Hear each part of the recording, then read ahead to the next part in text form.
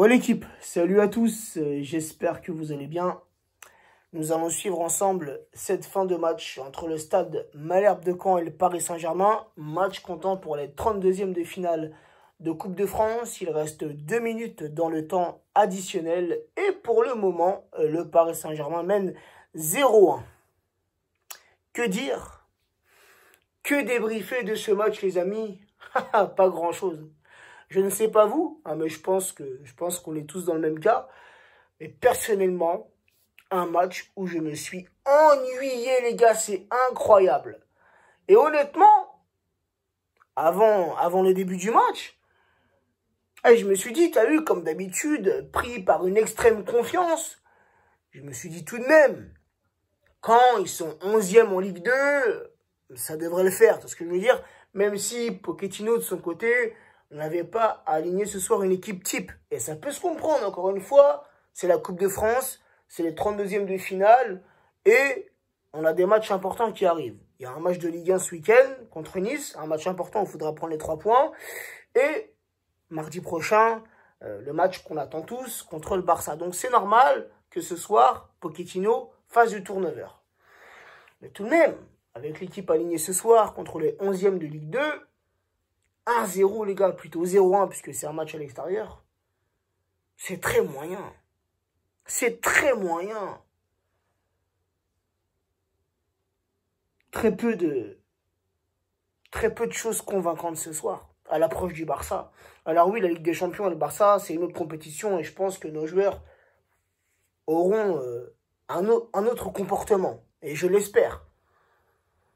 Mais au niveau des automatismes, au niveau des combinaisons, j'ai rien vu ce soir. J'ai rien vu.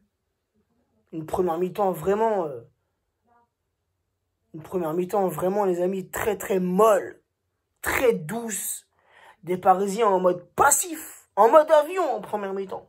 On n'a quasiment rien vu de la part de nos joueurs en première mi-temps. Même les Canets se sont montrés beaucoup plus dangereux en première mi-temps. Ont eu des frappes, ont eu des occasions. Le match est terminé, les amis, on est qualifiés pour les 16e de finale. Mais, je sais pas, je suis pas convaincu, les amis. Très loin d'être convaincu. La forme physique de nos joueurs, je sais pas. Je ne sais pas, je suis un peu sceptique, les amis, et toujours, je sais pas, il y a quelque chose qui manque. Depuis plusieurs matchs déjà, même avec l'arrivée de Pochettino. Alors on va pas commencer à dénigrer Pochettino. Il est arrivé il y a un peu plus d'1 mois. On ne voit pas encore son effet, son impact dans le jeu parisien. J'espère que ça va venir. Mais on le voit 0-1 contre Caen, encore une fois. Une équipe que normalement, une équipe que tu dois battre plus largement que ça. Il y a eu ce soir, il y a 2 choses que j'ai aimées dans ce match. Moïse Kean. J'ai aimé Moïse Kean, c'est lui le buteur à la 49e minute. Mais j'ai aimé son match. J'ai aimé son implication. J'ai aimé sa disponibilité pour ses coéquipiers. Moïse Kean, qui est à l'origine de l'action où il marque. C'est lui qui fait cette passe à Neymar, et Neymar lui rend dans la surface. Donc j'ai vraiment aimé Moïse Kean. Je l'ai trouvé très impliqué dans ce match, très motivé. Et l'entrée de Xavi Simons, hein, le jeune Parisien de 17 ans, qui a fait son entrée. Et ça, les amis, c'est un bon signe. Un bon signe de la part de Pochettino. Faire confiance à la jeunesse. Faire confiance aux Titi parisiens.